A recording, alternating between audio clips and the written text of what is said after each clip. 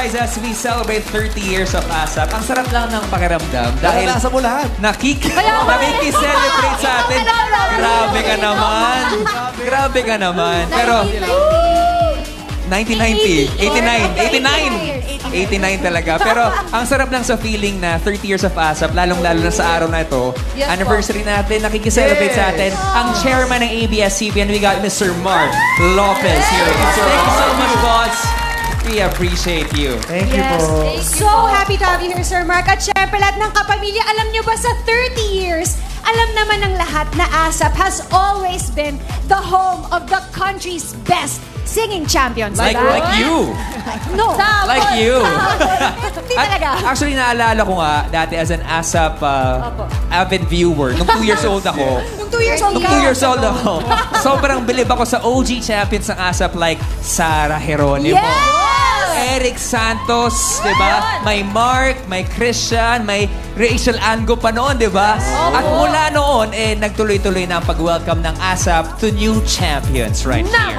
Tama ka dyan, Kuya Robs. Nandyan sina Ate Yeng, Ate Angeline, Ate Frenchie, and the list goes on talaga. Wow! At hanggang ngayon, mga kapamilya, patuloy pang nagdadagdagan ang champions na nagpapabilib po sa atin every Sunday. Yes, talagang bilib na bilib. At hindi lang yan, from the ASAP stage, lahat sila natupad din ang pangarap. Tulad mo! Yes! Na makapag-perform.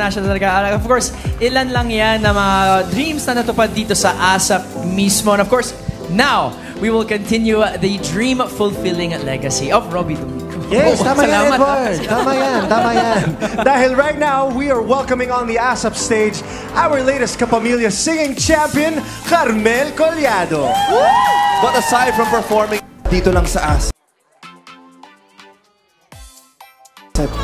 ayan, sarap sa mata. Ayan, doon muna tayo guys kasi sarap sa mata ang spiel na yon kung saan magkatabi ang dapat na magkatabi. So pinaglayo ang dapat na pinaglayo kasi baka mamaya may masela na namang mga mata na maghampas-hampasan dyan at magkulit-kulitan at may magreklamo na naman. So, sakto talaga yon na pinaglayo ang dapat papaglayuin. Pero masaya tayo at magkatabi-tabi si Maymay at saka si Edward, Donnie and Belle. And of course, safe na safe, nasa gitna itong si Mr. Robbie Domingo, the president of everything. Katabi nito si Miss Janine Gutierrez. It's a chaotic Monday indeed. Oh, chaotic Sunday. Kasi nga po, nakakatuwa po silang lahat. Eto, dito tayo sa post ni Aesthetic. Oh, ha. Mag-perform na kasi kayo, Donnie.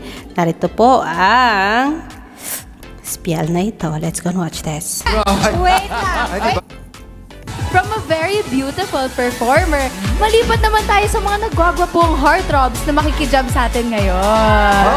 magpa-perform ba kami? Wait lang. Diba? Gusto mo ba? Sorry. Ang malulup. From a very beautiful... Ayun, feel ba, Donnie? Heartthrob. Pero heartthrob ka naman talaga. So, yes na yes. Dito muna tayo punta sa Catherine, the Darren and my mini asaran. I want to hear this too. Let's go and watch this. Andrea Ilon, ang dami. 30 years of ASAP yan. Meron tayong ASAP Girls with, of course, Ate Kat, Ate Julia, Janela, and Ate Liza. Tsaka meron din yung ASAP BFFs, sina Maris, Andrea, Loisa, Kira, at Ilona. Yes, Andrea Ilon, ang dami nila talaga. Dari, no?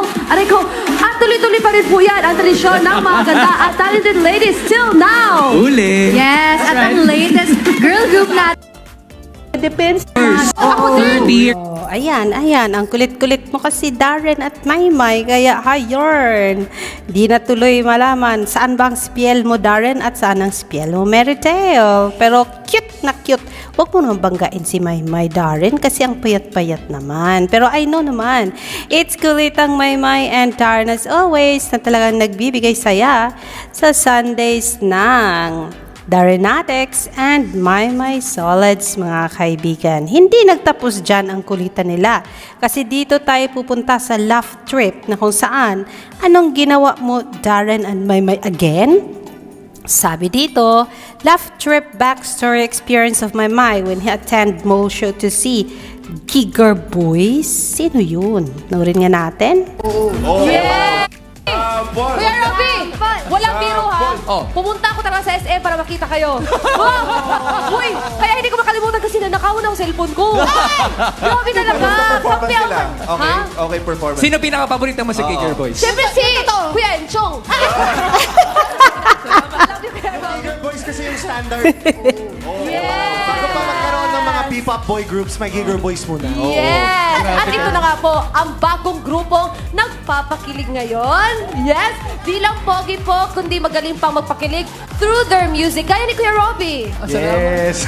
Tingnan natin paano nila pakiligin ang mga kapamilya natin with Jaren's new song, mga kapamilya, we give you the ASAP Acoustic Heart! Kuya Robby! Ayun, diba? Yung kulitang ganyan, talagang napaka-honest and true, napaka-authentic nito si Maymay, na kahit Kuya Robby niya yan, mas pinili niya pa kasi ang naging honest nga siya, na si Enchong, ang pinaka-the best na nag-perform during that time.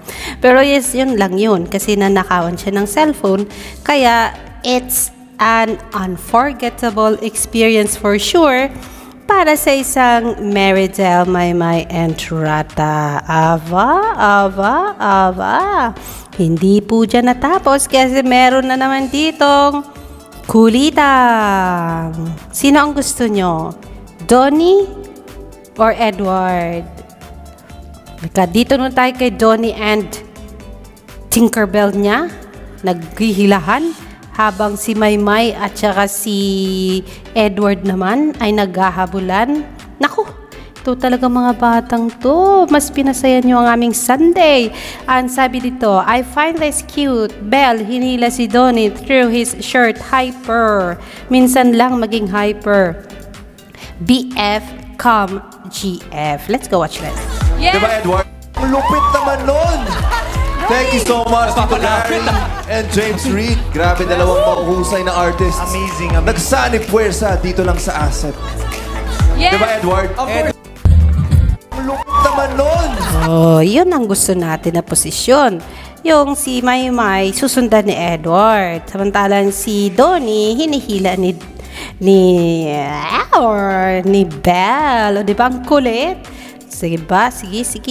Sa Pebrero nga. Kasi nga po, sobrang saya nila at sobrang kilig ang bitbit. Cute nilang panoorin. O, diba? Sige nga. Hawakan mo talaga yan, Belle. Kasi mamaya, may intriga na naman yan. At sakto yan, Edward. Sige, bakod king ka pa more. Ganyan ka naman talaga. As always, it's in which paborito naming panoorin, mga senaryo na ganyan. Edward and Maymay, Donnie and Belle. Sige ba? This belongs to me, he belongs to me, she belongs to me. Parang ganon. Bakura na yan. O, so diba? Yan muna ang ating update. I will bring you more sa napaka-chaotic na morning sa ASAP dahil walang pwedeng itago, walang pwedeng i-edit, kasi live na live ang show. Lahat makikita natin ng libre na walang cut. Alexander Lexter Jules, good morning everybody.